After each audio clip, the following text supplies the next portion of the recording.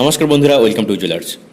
আজকে আমরা জানবো lesson 12 Rip Van Winkle class 6-এর, ওয়েস্ট বেঙ্গল বোর্ডের ক্লাস 6-এর লেসন 12 রিপ ভ্যান উইঙ্কেল, যেটা লিখেছেন Washington Irving.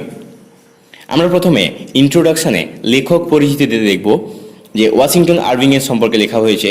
Washington Irving 1783 to 1859, অর্থাৎ 1783 সাল থেকে 1859 সাল পর্যন্ত তার জীবনকাল ছিল। was an American author, essayist, biographer and historian of the early 19th century.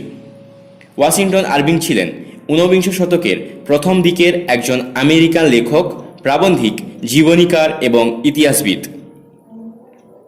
He is best known for his short stories like Rip Van Winkle and The Legend of Sleepy Hollow.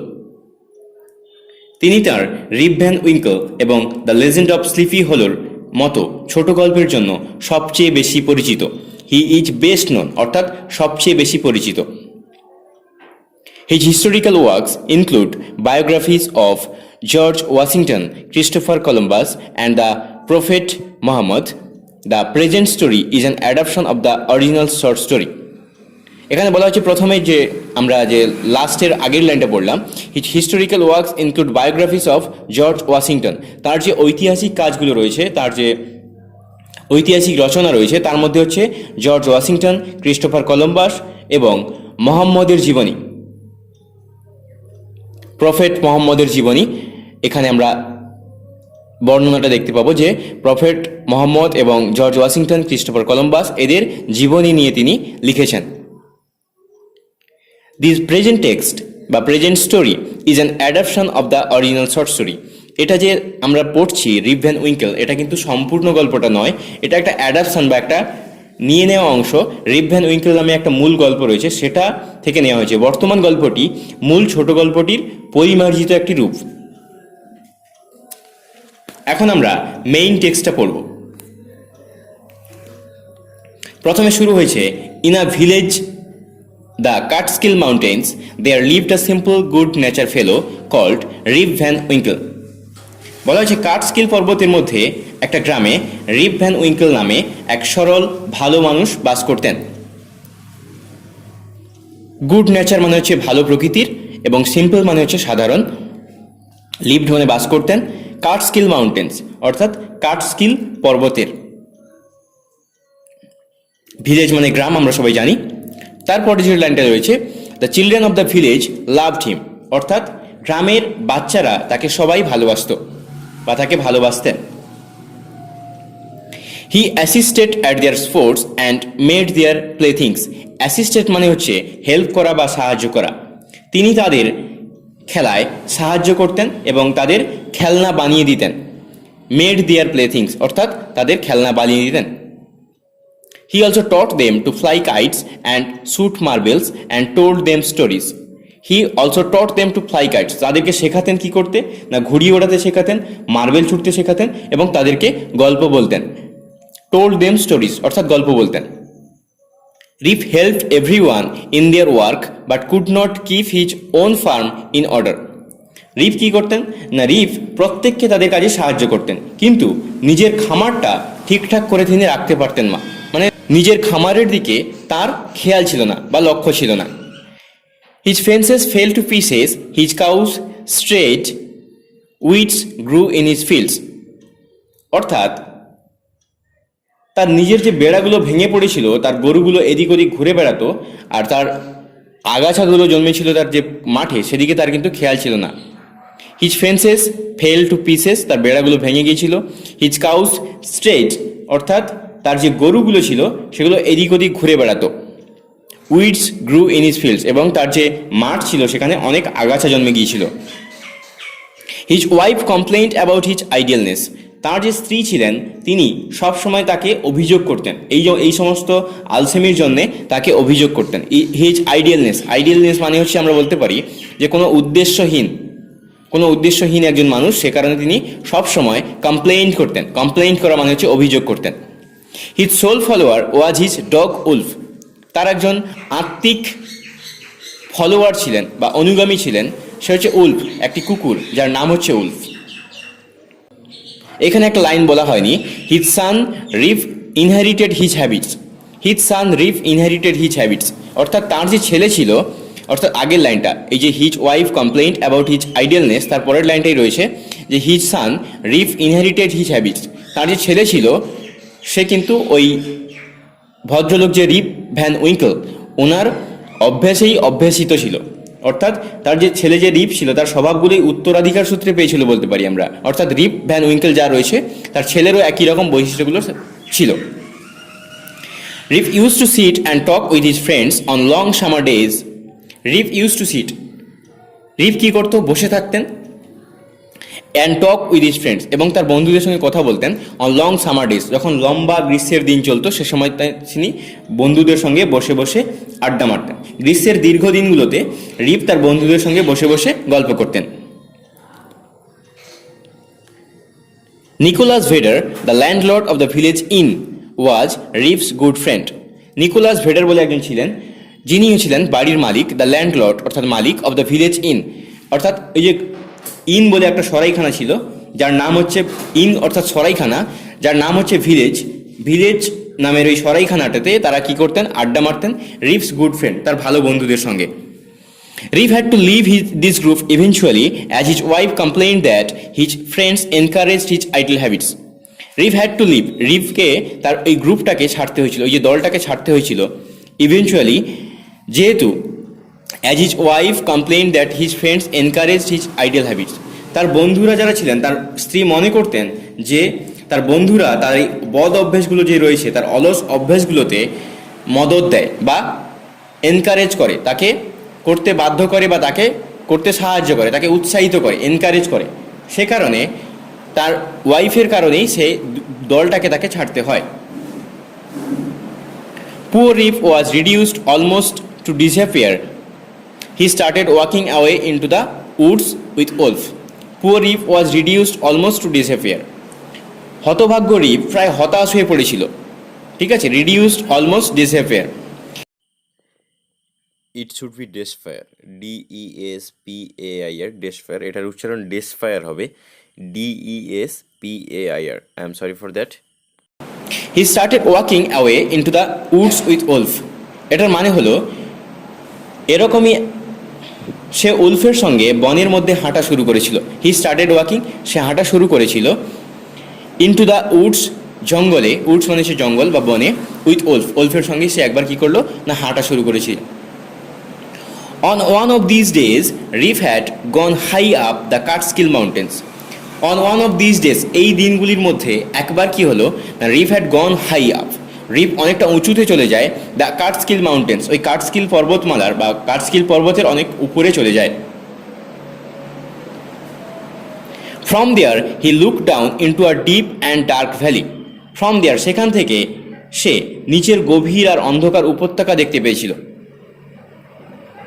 Evening was gradually advancing, সন্ধ্যেটা পরে পরে বাড়ছিল, সন্ধ্যেটা ক্রমশ ঘনিয়ে আসছিল।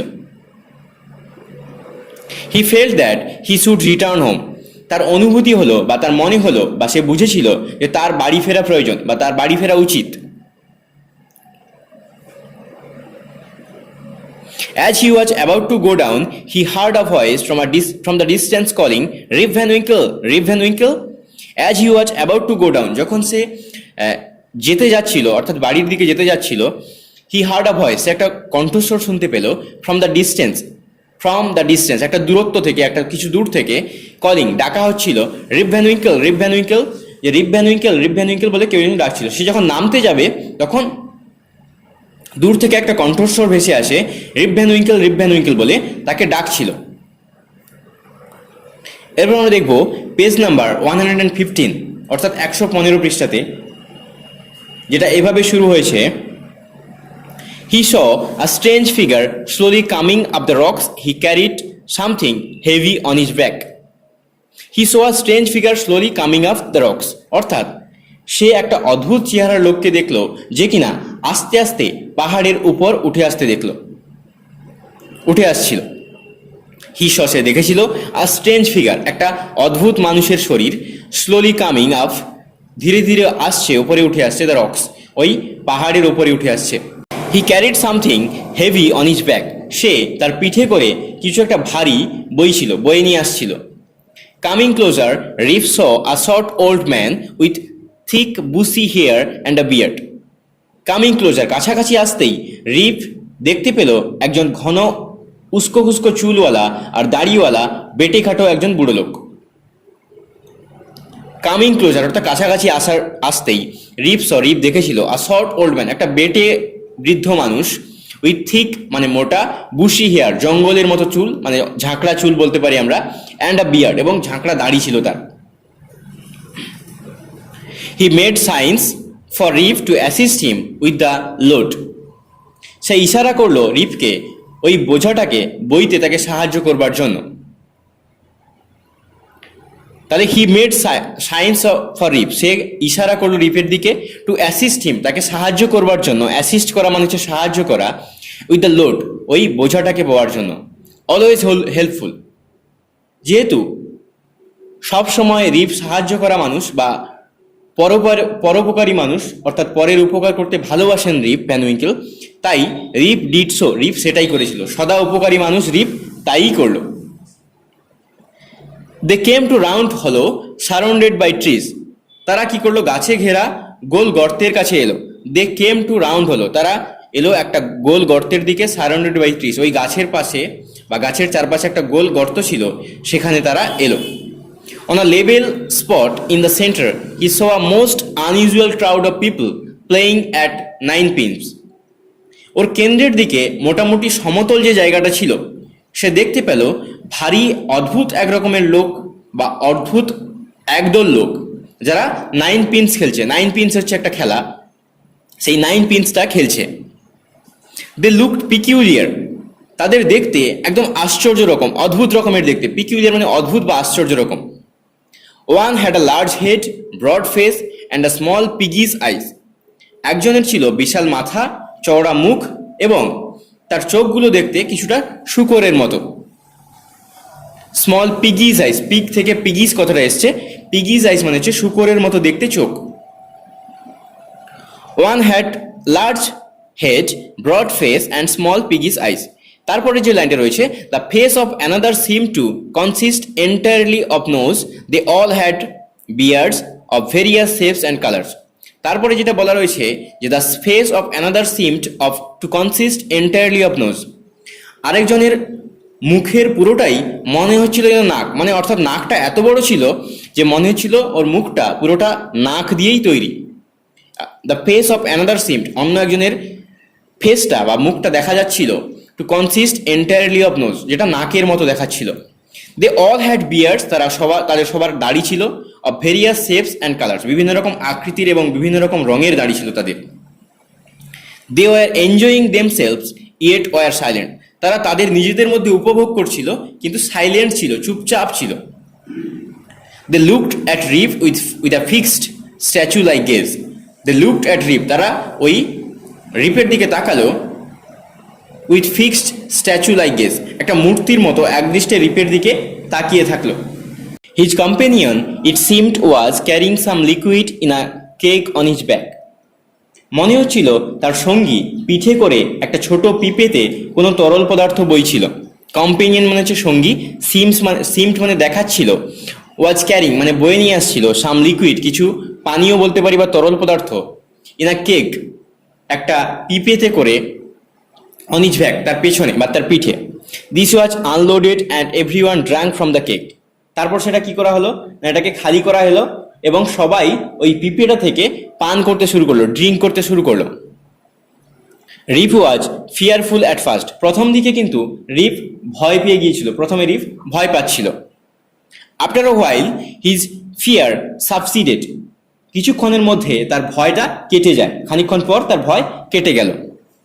The his fear সাবসিডেড অর্থাৎ became less intense, অর্থাৎ সেটা কমে আসলো। Feeling thirsty he had several drinks himself, সে যখন তৃষ্ণার্ত অনুভব করলো তখন সে ওই পিপে থেকে কিছুটা কিন্তু পান করলো। তেষ্টা বোধ করায় সে নিজেই বেশ কয়েকবার পান করে ফেলল। স্লোলি হিজ আইজ ক্লোজড, ধীরে ধীরে তার চোখ বন্ধ হয়ে আসে। He fell into a deep sleep, এবং সে গভীর ঘুমে আচ্ছন্ন হয়ে পড়ে। On waking he found himself on the high hill where he had first seen the old man. On waking, যখন সে জাগলো, ঘুম থেকে উঠলো, সে নিজেকে আবিষ্কার করলো সেই উঁচু পাহাড়টায় যেখানে সে বুড়ো লোকটাকে প্রথমে দেখেছিল। হি ফাউন্ড হিমসেলফ, সে খুঁজে পেয়েছিল নিজেকে অন আ হাই হিল, একদম ওপরে, হোয়ার হি হ্যাড ফার্স্ট সিন, যখন সে প্রথম দেখেছিল দ্য ওল্ড ম্যান, বয়স্ক ভদ্রলোকটিকে। ইট ওয়াজ আ ব্রাইট সানি মর্নিং, এটা ছিল উজ্জ্বল চকচকে একটা রোদ ঝলমলে সকাল। The birds were twittering among the bushes. Surely, thought Reef, I have not slept here all night. বলা হচ্ছে the birds were twittering among the bushes. ওই যে ছোট ছোট পাখিরা যারা ছিল তারা কিচমিচ করছিল ওই ঝোপে, এবং নিশ্চিতভাবে রিপ ভাবল যে সে সারা রাত ঘুমোয়নি। I have not slept here all night. আমি বোধহয় সারা রাত ঘুমোয়নি, সে ভাবল। He whistled for wolf, but no dog was to be seen. সে তার উল্ফটাকে, বা যে ডগ ছিল তার নাম যে উল্ফ, তাকে সিজ দিয়ে ডাকার চেষ্টা করলো, কিন্তু তাকে কিন্তু আর দেখা গেল না, তার দেখা পাওয়া যায়নি। No dog was to be seen, কোনো কুকুর দেখা যায়নি। He decided to visit the scene of last evening. সে সিদ্ধান্ত নিল সে সেই সিনটাকে দেখবে, সে সেই দৃশ্যটাকে দেখবে যেটা সে আগের দিন সন্ধেবেলা দেখেছিল। সে ঠিক করলো গত সন্ধ্যের দৃশ্যটা সে দেখতে যাবে।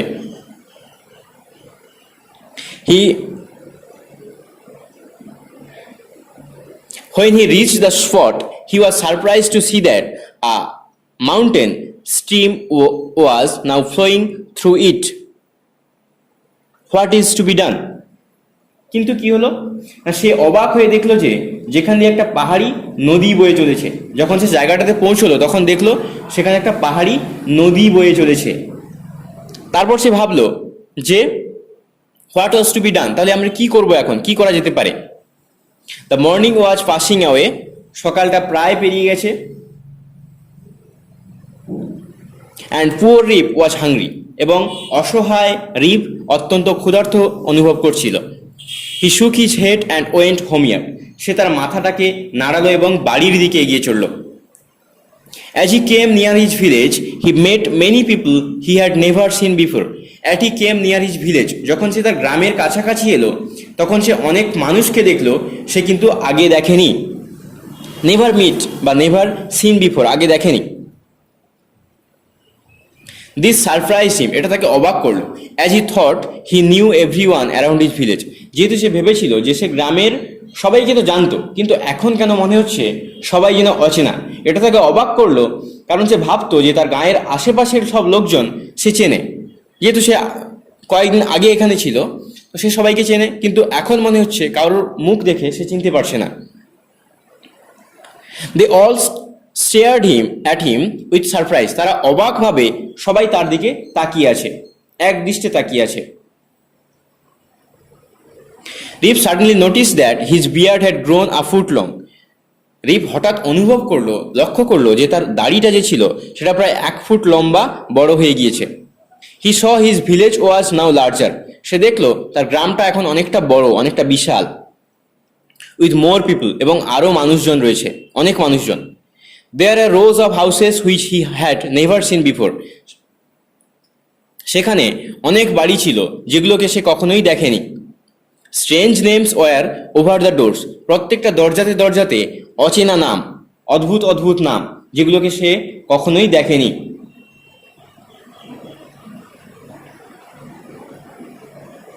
হি found his own house was empty and it ruins, সে দেখলো তার নিজের বাড়িটা একদম খালি এবং সেটা প্রায় নষ্ট হয়ে গেছে বা ভাঙা চোরা অবস্থায় রয়েছে, বাড়িটা ফাঁকা। He called loudly for his wife and children, তিনি তার স্ত্রীকে এবং ছেলেকে চিৎকার করে করে ডাকলেন। লাউডলি মানে হচ্ছে চিৎকার করে ডাকা, কল্ড মানে ডাকা। অল ওয়াজ সাইলেন্স, পুরোটাই নিস্তব্ধ ছিল। দ্য ভিলেজ ইন ওয়াজ গন, এবং যে সরাইখানাটা ছিল ভিলেজ নামের, সেটাও কিন্তু ওখানে দেখা যাচ্ছিল না, সেটা প্রায় নেই ওখানে।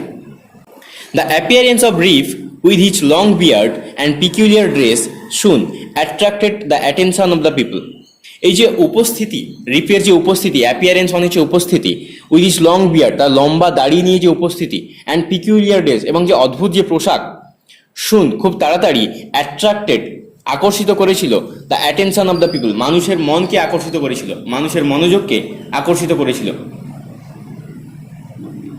Rip told them that he meant no harm but merely came there to look for his friends and folks.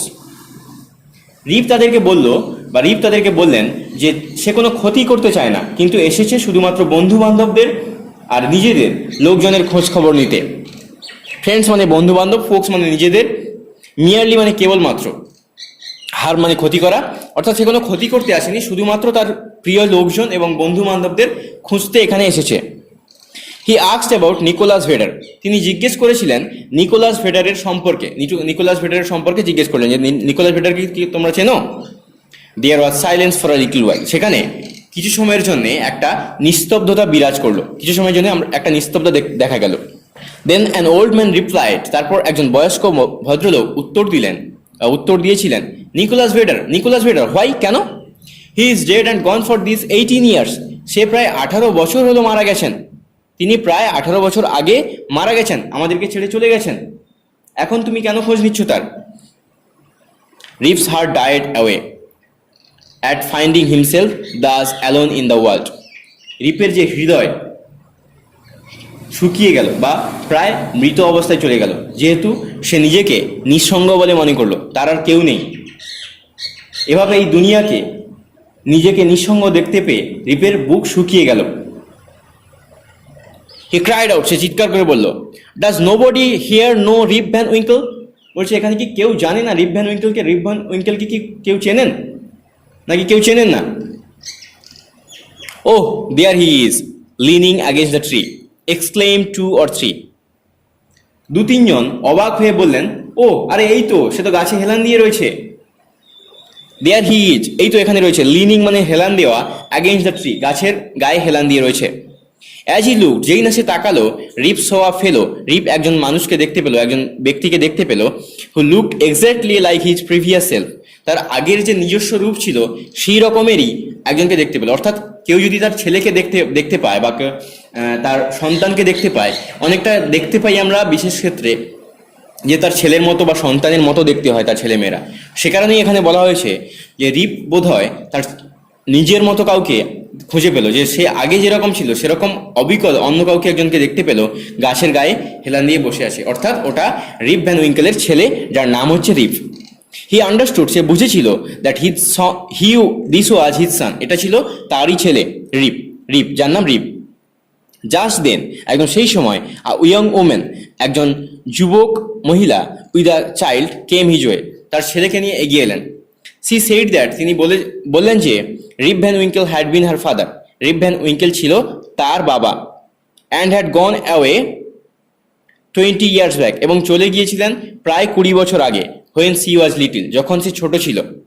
All stood amazed, সবাই দাঁড়িয়ে দাঁড়িয়ে অবাক হয়ে গেল, আমেজ মানে সে অবাক হয়ে যাওয়া, সবাই দাঁড়িয়ে অবাক হয়ে গেল, এই সমস্ত কথা শুনে সে অবাক হয়ে গেল। An old woman looked at his face and exclaimed, একজন বয়স্ক ভদ্রমহিলা তার মুখমণ্ডলের দিকে তাকালো বা মুখের মধ্যে দেখলেন এবং অবাক হয়ে গেলেন। Sure enough, it is Rip Van Winkle, আমি নিশ্চিত ইনি হলেন রিপ Van Winkel. Welcome home again, বাড়িতে তোমাকে আবার স্বাগত জানাই। ওল্ড নেইবার, আমার পুরনো প্রতিবেশী বা আমার বৃদ্ধ প্রতিবেশী, তোমাকে তোমার বাড়িতে আমি আবার স্বাগত জানাচ্ছি।